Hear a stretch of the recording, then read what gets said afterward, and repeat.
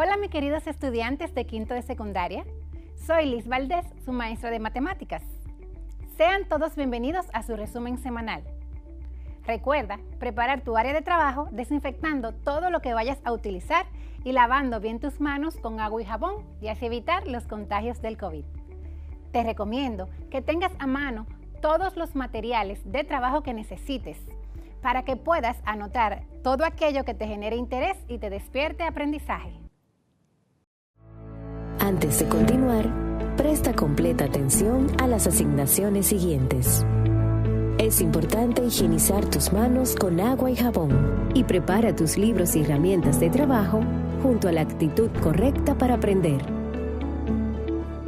Iniciemos este viaje especial directo al aprendizaje y el conocimiento. Si ya hiciste todo esto, entonces estamos listos. Prepárate, porque ya vamos a empezar.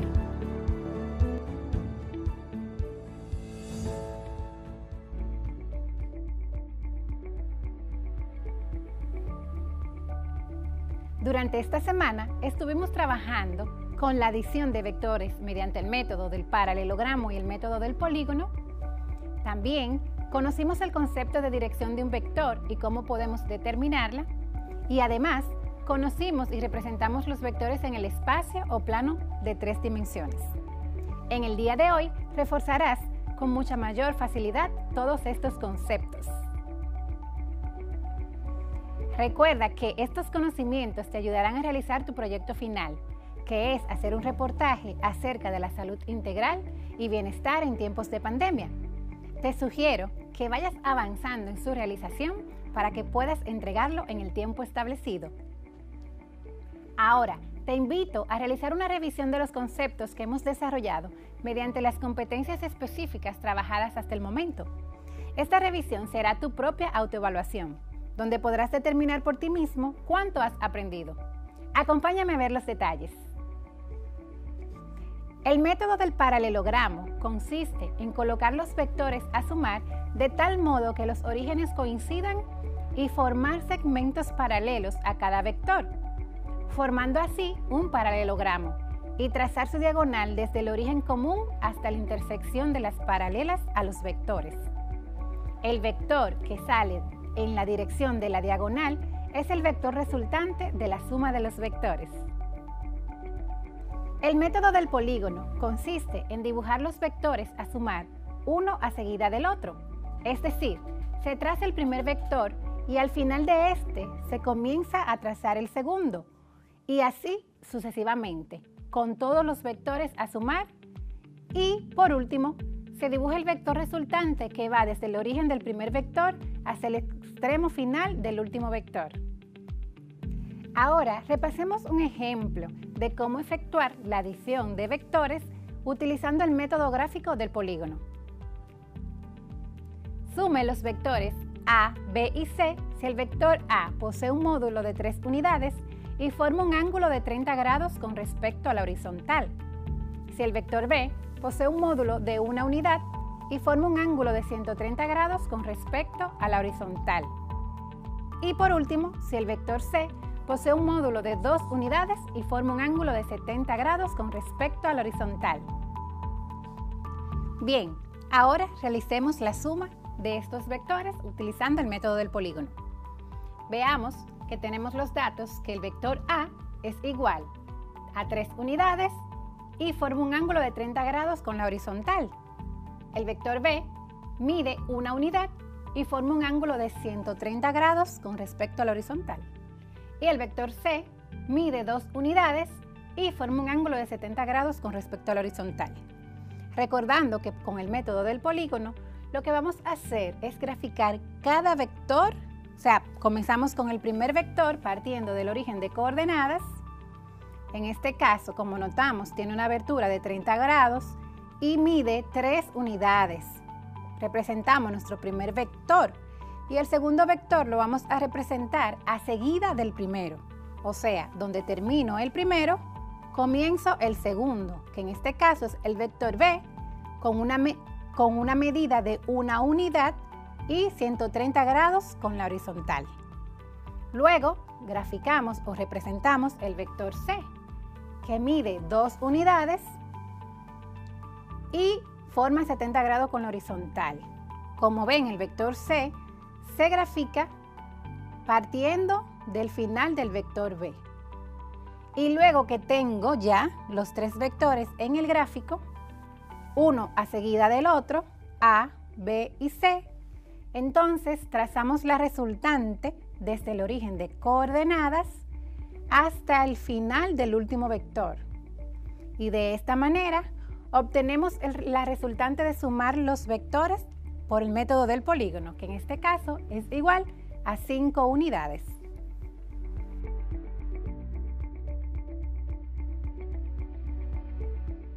Recordemos que durante la semana pasada también trabajamos con los vectores en el espacio o vectores en el plano tridimensional. Un vector en el espacio es una generalización del concepto de vector en el plano. Un vector en el espacio es un paréntesis ordenado de 3 números reales y sus coordenadas, por ejemplo, del vector A, sería igual a X, Y, A, Y, J y A, Z, K. Expresados en función de sus componentes, un vector en el espacio es un eje tridimensional formado de manera perpendicular por X, Y y Z. Veamos un ejemplo en la pizarra de cómo representar los vectores en el espacio y hallar su dirección. Representar el vector C cuando sus coordenadas son 2,4,5 en el espacio o plano tridimensional. Muy bien, vamos a representar el vector C en el plano tridimensional. Recordemos que este ejemplo lo vimos en la clase pasada. Tenemos que el vector C posee unas coordenadas igual a 2,4,5. Estas coordenadas, su primer valor representa a X, su segundo valor representa a Y y su tercer valor representa a Z. Ahora vayamos a la gráfica, recordando que un plano tridimensional consta del eje X, el eje Y y el eje Z, o sea, 3 ejes perpendiculares. Tenemos el eje X en este caso, y para X su vector unitario va a ser igual a Y. En el eje Y, el vector unitario es representado por J, y en el eje Z, su vector unitario es representado por K. Muy bien, ahora vamos a proceder a ubicar cada valor en el plano. Iniciamos con el primer valor, que es 2 y representa a X, y lo ubicamos partiendo desde el centro de coordenadas, contando 2 unidades en el eje X. Aquí marcamos nuestro primer valor. Luego ubicamos el segundo valor, que es igual a 4, en el eje Y. De la misma forma, partimos del centro de coordenadas contando 4 unidades en el eje Y. Y ahí marcamos. Luego, unimos estos dos puntos de la siguiente manera, trazando paralelas a los ejes. O sea, trazos paralelos a estos ejes. Comenzamos para unir el punto 2 y el punto 4. Comenzamos trazando una paralela a Y, como pueden notar. Esas líneas de trazo son paralelas a Y. Luego continuamos trazando paralela a X. Bien, ahora ubicamos nuestro tercer punto, que es de valor 5 en el eje Z. Procedemos del centro de coordenadas a contar 5 unidades en el eje Z y ese es nuestro punto. De la misma manera, realizamos línea de trazo para unir estos puntos. Como pueden ver, estas líneas de trazo son paralelas a los ejes. Eso es muy importante. Esta está paralela al eje Z y estas están paralelas al eje Y. Y por último, unimos el punto 5 con el punto 2. De la misma forma, trazamos paralela al eje X y trazamos paralelas al eje Z. Es bien importante saber que nuestro vector estará representado desde el centro de coordenadas hasta donde se unen las líneas de trazo del valor del eje Y y el eje Z, como podemos mostrar acá. Muy bien, ya tenemos representado nuestro vector en el espacio o plano tridimensional. Ahora vamos a hallar su dirección. Recordemos que para hallar la dirección de un vector, utilizaremos la función de la tangente del ángulo, la cual es igual al cateto opuesto sobre el cateto adyacente. En este caso, la tangente del ángulo va a ser igual al valor del eje Z dividido entre el valor del eje Y, que en este caso recordamos que para Z su valor es 5 y para Y su valor es 4. Luego vamos a hallar la tangente inversa, recordando que puedes utilizar tu calculadora e introducir en la segunda función tangente a la menos 1 del ángulo, que va a ser igual a 5 sobre 4. En este caso, tendrás como resultado un valor de 51.3 grados. Este resultado representa el valor de nuestro ángulo en el plano de 3 dimensiones. O sea, que esta abertura de acá es igual a 51.3 grados. Y de esta manera hemos representado el vector en el plano de 3 dimensiones y hallado su dirección.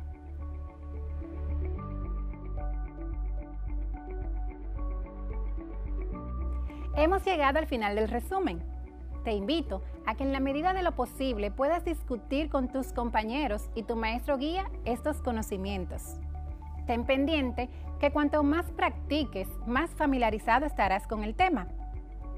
Como hemos visto, ha sido una semana muy productiva. Espero que los temas tratados sean de gran utilidad para aplicarlo en tu vida diaria y en tu proyecto final. Se despide de ustedes Liz Valdés, su maestra de matemáticas. Nos vemos en la próxima clase. Bye.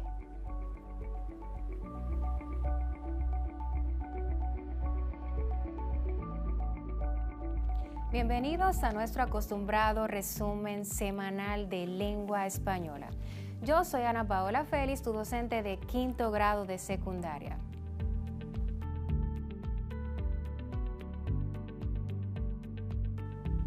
¿Estás listo para comprobar qué tanto has aprendido y repasar aquello en lo que aún tienes dudas?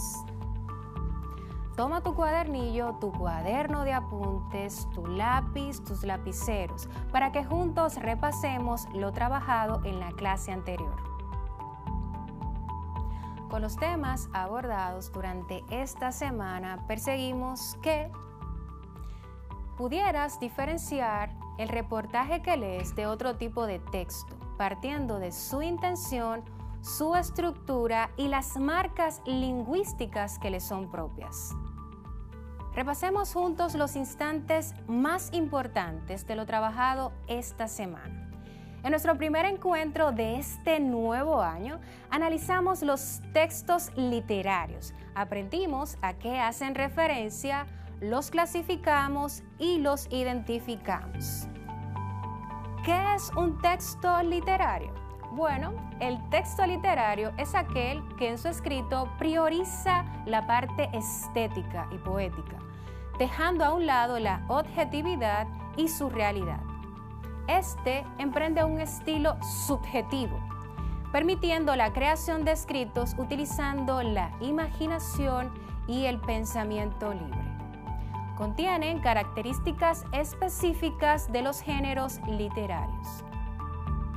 Ahora bien, nos dimos cuenta que hemos visto o leído textos literarios, ya que ese poema que está en nuestro cuadernillo Quisqueya, las novelas que hemos leído, ese cuento que desde pequeño te leían tus padres, esas fábulas que con tanto esmero te narraba tu docente, todos estos escritos pertenecen a los textos literarios.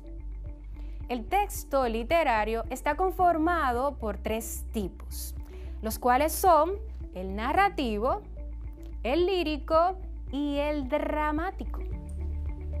Puntualizamos además que el narrativo es un texto que cuenta un relato de hechos reales o ficticios que suceden en un tiempo y lugar determinado, donde el autor describe los personajes y la trama que se va a desarrollar en la historia. Dentro de ellos está la novela, escrita en tercera persona omnisciente. Señalamos que es omnisciente porque el autor es como un dios que todo lo sabe, que todo lo ve, que tiene el control absoluto de los personajes creados. El texto narrativo utiliza diversas figuras retóricas o literarias. Mencionamos algunas de ellas. Hablamos de la metáfora, el símil o comparación, la prosopopeya o personificación, la prosopografía y la onomatopeya. Iniciamos con la metáfora. Esta enriquece la expresividad y transmite ideas complejas en pocas palabras. Es decir, este tipo de figura hace uso del lenguaje figurado para referirse a algo sin mencionar su nombre. Se utiliza mucho en las novelas, también la vemos en los cuentos. El símil o comparación, por su parte, que fue otra figura que analizamos, consiste en comparar 2 términos distintos. Mientras que la prosopopeya en la narrativa le atribuye esas cualidades de seres propios a seres inanimados. Por ejemplo, se escucha el cantar de la lluvia al caer. Aquí se le está atribuyendo la característica humana, la de cantar, a un elemento de la naturaleza que en esta ocasión es la lluvia. La prosopografía, por su parte, se evidencia en la narrativa para hablar sobre las características físicas de un personaje. Ejemplo, su nombre es Dulcinea, su hermosura sobrehumana, sus cabellos de oro, su frente campos elíseos, sus cejas arcos del cielo, sus ojos soles, sus mejillas rosas, sus labios corales, perlas sus dientes, alabastro su cuello, mármol su pecho, marfil sus manos, su blancura nieve. Este fragmento fue tomado del Quijote de nuestro Miguel de Cervantes. Por último, tenemos la onomatopeya, que también se utiliza mucho dentro de los textos de carácter narrativo, para imitar esos sonidos reales a través de la fonética de la lengua. Por ejemplo, la casa estaba vacía y solo se escuchaba el tic-tac del reloj. Ese sonido, tic-tac, emitido por el reloj es la onomatopeya. En otro orden tenemos los textos líricos o poéticos. En estos, el autor refleja en sus escritos emociones, sentimientos, frustraciones, angustia, entre otras. Aquí reina la subjetividad del escritor. Enfatizamos que la subjetividad es la libertad con la que cuenta el autor para expresar sus pensamientos. Por lo regular se escriben en verso, y ocasionalmente también en prosa. Como ejemplo, vimos un fragmento de un nuevo sermón de Adviento en el tramo 5 del Dr. Jimmy Barranco Ventura, tomado de su libro Espinelas sin espinas. Escuchemos. La nutrición salva vidas, nadie lo puede negar. Debéis todos procurar del enfermo la comida. Se cerrarán las heridas, muy pronto y mucho mejor. Y ese poder defensor que tienen los anticuerpos aumentará más, por cierto, si es buena la nutrición. En cuanto al género dramático, señalamos que, según su autor, este plantea diversos conflictos representados a través del diálogo y la actuación de sus personajes.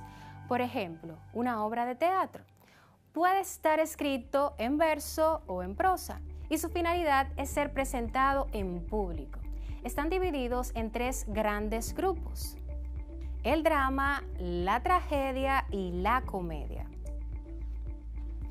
Finalmente, te exhortamos a que refuerces todo lo trabajado hasta el momento, repasando y profundizando mediante la investigación. Que le des los toques finales a tu reportaje final sobre el bienestar y salud integral en tiempos de pandemia. Para terminar, después de redactar tu reportaje, debes tomar muy en cuenta las convenciones de la escritura, verificando el léxico, la gramática y la ortografía. Hemos terminado nuestro resumen semanal, el cual ha sido de grandes avances y de mucho crecimiento para todos. Recuerda que aprendiendo en casa preservamos la salud. Yo soy Ana Paola Félix, tu docente de lengua española de 5º grado de secundaria. Hasta nuestro próximo encuentro. Bendiciones.